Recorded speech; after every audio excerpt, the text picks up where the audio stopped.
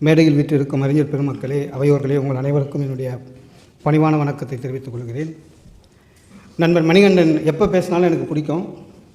ஏன்னா எது பேசினாலும் நம்புற மாதிரியே பேசிட்டு போயிடுவான். ஒரு 2 மாதத்துக்கு முன்னால் நானும் மணிகண்டனும் அமெரிக்கா போனோம் பேசுறதுக்கு.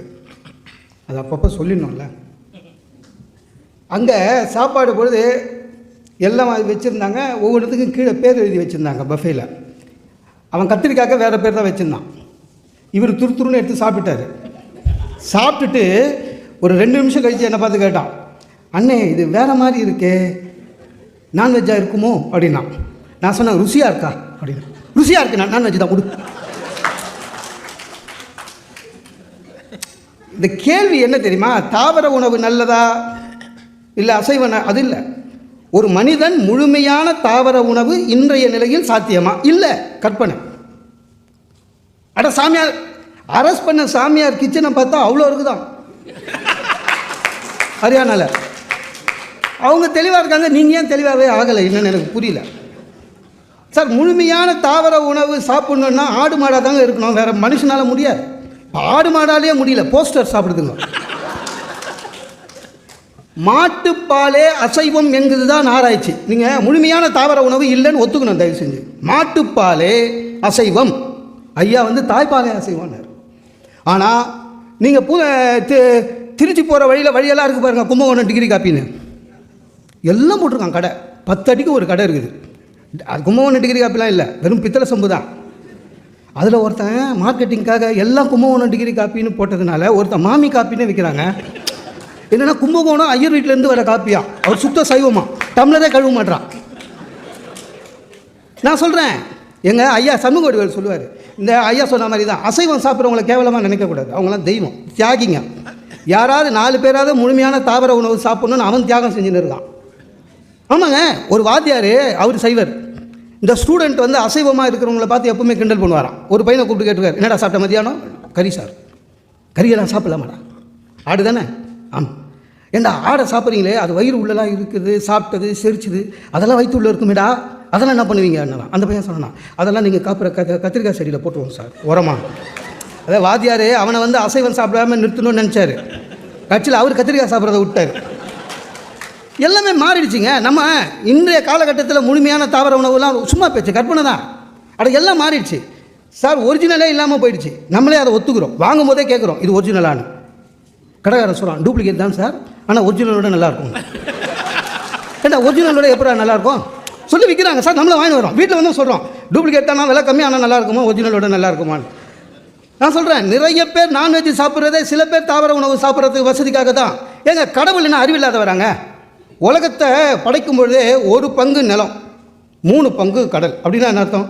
தாவரம் நிலத்தில் வளரும், கொஞ்சமாக சாப்பிடுவோம், மீதி கடலில் பார்த்து. ஏங்க அவரே தெளிவாக சொல்லியிருக்காரு, நீங்கள் புரிஞ்சிக்காமல் அந்த ஏமா எல்லாருமே வெஜிடேரியன் சாப்பிட ஆரம்பிச்சிட்டிங்கன்னா ஏதுங்க நிலம் பயிர் செய்கிறதுக்கு? அப்புறம் ஊர் ஃபுல்லாக ஆடு மாடாக தானே இருக்கும். இவர் உடனே ரொம்ப புத்திசாலி, உயிர் பலி. நான் சொல்கிறேன், உயிர் பலினா என்ன? சரி, கத்திரிக்காய் செடியிலேருந்து கத்திரிக்காய் எடுத்துட்டா செடி அப்படியே இருக்கும்ன்றீங்க, அப்போ முள்ளங்கிலாம் பிடிங்க எடுக்கிறீங்களா? எப்படி ஒரு கோழி செத்தா இன்னொரு கோழி இருக்குது, அதெல்லாம் இது. அதுவும் இல்லாமல் எல்லாருமே தாவர உணவு சாப்பிட்டா சாப்பாடு எல்லாமே வெண்டைக்காய் வாங்கிறதுக்கே, சம்பாதிக்கிறதுலாம் வெண்டைக்காய் வாங்கிறதுக்கே போயிடும். விலை ஆமாங்க, இப்போ காய்கறி விலை ஏறிடுச்சு.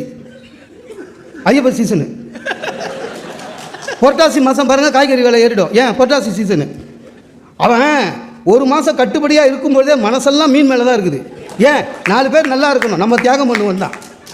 உயிர் பலிலாம் சொல்லவே முடியாது. அப்படி பார்த்தீங்கன்னா ஆர்டிக் அண்டார்டிக்கில் எஸ்கிமோலாம் என்னங்க பண்ணுவான்? தாவரமே இல்லையா அவனுக்கு?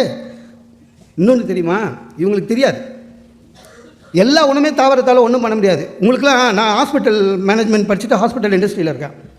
பியூர் வெஜிடேரியன் வருவாங்க. இந்த பியூர் வெஜிடேரியன் சொல்லும்போது இங்கே கூட முத்துசாமி சார் என்ன கேட்டார் வரும்பொழுது, சார் லஞ்ச் இங்கே இருக்குன்னாரு. எனக்கு தெரியும்ல லஞ்ச் எப்படி இருக்கும்னு. சொன்னேன், சண்டே வெளில சாப்பிட்றது இல்லைன்னு. ஏன் சார்னாரு, நான் பியூர் நான் வெஜிடேரியன் சார்.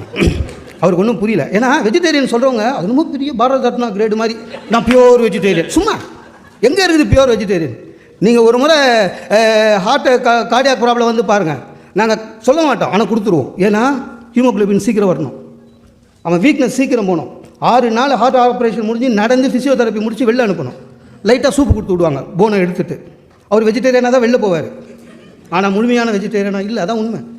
சாக்லேட்டில் மிருகத்தின் கொழுப்பு சேர்க்கப்பட்டது உங்களுக்கு தெரியுமா? எத்தனை பேர் வெஜிடேரியன் சாக்லேட் சாப்பிட்றோம்? உண்மை தானே சார்? முழுமையான வெஜிடேரியன் நீங்கள் சொன்னீங்கன்னா வீட்டை விட்டு வெளில போகக்கூடாது, ஊருக்கு போகவே கூடாது, ட்ரெயினில் போகக்கூடாது. ட்ரெயினில் போனாலும் ட்ரெயினில் விற்கிற வெஜிடேரியனை சாப்பிடக்கூடாது இல்லையா? பஸ்ஸில் போகவே கூடாது. நீங்கள் திருச்சி பஸ்ஸில் ஏறி பாருங்கள், இந்த விழுப்புரத்துக்கு முன்னால் விக்கிரவாணின்னு ஒரு பஸ் ஸ்டாண்டு, அங்கே 2 ஹோட்டல் இருக்குது. ஒன்று டிஎம்கே ஹோட்டல், இன்னொன்று ஏடிஎம்கே ஹோட்டல். யார் ஆட்சி இருந்தாங்களோ அந்தந்த ஹோட்டலில் தான் அரசாங்க பஸ் நிற்கும். அது உள்ளே போனீங்கன்னா தோசைன்னு கேட்டால் எடுத்து வைப்பான், முட்டை தோசை வேணும், அதான் இதுன்னுவான். மீதி கேட்டிங்கன்னா சர்வரே அடிப்பான், கஸ்டமர் கேர். அந்த மாதிரி தான் அந்த ஹோட்டலெல்லாம். அகத்திய மாமுனிகள் உள்ளே போனாலே நான் வெஜிடேரியனாக தான் வெளில வரணும், அவ்வளோ சுத்தமாக இருக்கும் அந்த ஹோட்டல். நீங்கள் எந்த பிரயாணத்தில் நீங்கள் முழு தாவர உணவை நீங்கள் உண்ண முடியும்? உண்ணவே முடியாது, அதெல்லாம் ப்ராக்டிக்கல் கிடையாது, அதான் உண்மை. நீங்கள் சும்மா சொல்லிக்கலாம் நான் வெஜிடேரியன், அவ்வளோதான். இன்றைக்கி காலம் மாறி போகுது. ஒரு சைவமே சாப்பிடுகிற ஒரு பெண் அசைவம் சாப்பிடுகிற ஒரு பையனை காதலித்து திருமணம் செய்து கொள்கிறாள். லவ் பண்ணுறதுக்கு முன்னால் வெஜிடேரியன் நான் வெஜிடேரியன்லாம் கேட்கறதில்ல, நம்ம கேஸ்டே கேட்கறதில்ல. ஏதோ அவசரத்தில் லவ் பண்ணுறோம். நிறைய பேர் பாவம், சில பேர் அது லவ் பண்ணுற பொண்ணு கல்யாணம் பண்ணிப்பான், அவன் தலைவிதியாது. அந்த பொண்ணு வெஜிடேரியனாக இருக்கும், நான் வெளில சாப்பிட்டுக்கிறேன் இது ஆரம்பத்தில், அப்புறம் அங்கேயே வீட்டிலே ஆக்கணும். நிறைய பேர் மதம் மட்டும் கன்வெர்ட் ஆகிறது இல்லைங்க, உணவும் கன்வெர்ட் ஆகிறாங்க. வெஜிடேரியன் பிகமிங் நான் வெஜிடேரியன். அதில் பெண்கள் தான் ரொம்ப பாவம். அவங்க அது மாதிரி மாறி தான் ஆகணும், வேறு வழியே கிடையாது, அதான் உண்மை. வெளிநாட்டில் வேலை செய்கிற என்னுடைய நண்பர்கள் எத்தனை பேர் உண்மையிலேயே வெஜிடேரியனாகவே இருக்கிறாங்க? விவேகானந்தரை சாப்பிட்டாருன்னு சொன்னார் தலைவர், உண்மைதான். வெறும் வெஜிடேரியன் சாலட் சாப்பிட்டு உயிரோடு இருக்க முடியாது. லைட்டாக ஆரம்பிப்பான், அப்புறம் ஃபுல்லாக ஆரம்பிப்பான், அப்புறம் வெஜிடேரியனே தொடமாட்டான். வெஜ்ஜு சாலட் அதில் வேறு ஏதாவது போட்டு கொடுக்கலன்னுவான். ஆமாங்க, ஒரு டூருக்கு போக முடியாது முழு வெஜிடேரியனால், வேற ஒரு குரூப்போட. நான் வெறும் வெஜிடேரியன்னு 4 பையங்க கூட போனால் முடியாதுங்க. ஏதோ ஒரு வனாந்தரத்தில் இறங்குறோம், ஒரே ஒரு ஹோட்டல் இருக்குது, அந்த ஹோட்டலில் பார்த்தீங்கன்னா பரோட்டா சால்னா தான் இருக்கும். நான் வெஜிடேரியன்னா பட்டி கண்டு சாக வேண்டியதான். அதுவும் இல்லாமல் நண்பர்களே ஒத்துக்க மாட்டாங்க. இவன் ஒரு சொன்னரா, இவனு கூட்டி போவாதரா, எங்கே வந்தாலும் கத்திரிக்காய்ன்றான், இவனை விட்டுட்டு போடான்வான். உண்மை தானே? நீங்கள் சாப்பிட்ற வெஜிடேரியன் ஃப்ரைட் ரைஸில் எக்ஸாம்பிள்னு பார்த்து அந்த முட்டையை ரொம்ப பண்ணால் ஒரு மாதிரி வரும்ல, அது போட்டுறாங்களாம், அதான் உண்மை. ஹோட்டலை நம்பி நீங்கள் பியூர் வெஜிடேரியன் சொல்லவே முடியாது. இன்றைக்கி தெரிஞ்சோ தெரியாமல் நம்ம நாகரிகத்தில் எல்லாருமே பர்த்டே கொண்டாட ஆரம்பிச்சிட்டோம். 70 வயசு ஆயா அதுக்கு கேக் வெட்டுறாங்க வீட்டில், ஏன்னா சின்ன வயசில் வெட்டலையாம். அது இல்லாமல் கேக்கை வெட்டிட்டுங்க கொடுப்பாங்க. இவன் வாயில் போகிறதுக்கு முன்னால் இதில் முட்டை இருக்கும், சும்மா கேட்டுக்கிறது. அவர் நல்லவரான், முட்டை இருக்கணும். அவன் அதோட யோசனை, கொடுத்து தான் சாப்பிட்றான். இது முட்டை இல்லாத கேக்கு எங்கே இருக்குது? முட்டை இல்லாத கேக்கு எந்த பேக்கரியில் முட்டை இல்லாத கேக்கு இருக்குது? சும்மா சார், உண்மையிலேயே நீங்கள் தாவர உணவே முழுமையாக சாப்பிட்ற சில பேர் பான் பராக் போடுவோம், பல்லிவால் இருக்குது அதில். ஆக நீங்கள் இந்த இந்தியாவில் தமிழ்நாட்டில் எங்கே போனாலும் முழுமையான தாவர உணவு உங்களுக்கு கிடைக்காது. வாழும் முறை குளோபலாக மாறிவிட்டது, சாப்பிடும் முறையும் அப்படித்தான் மாறிவிட்டது.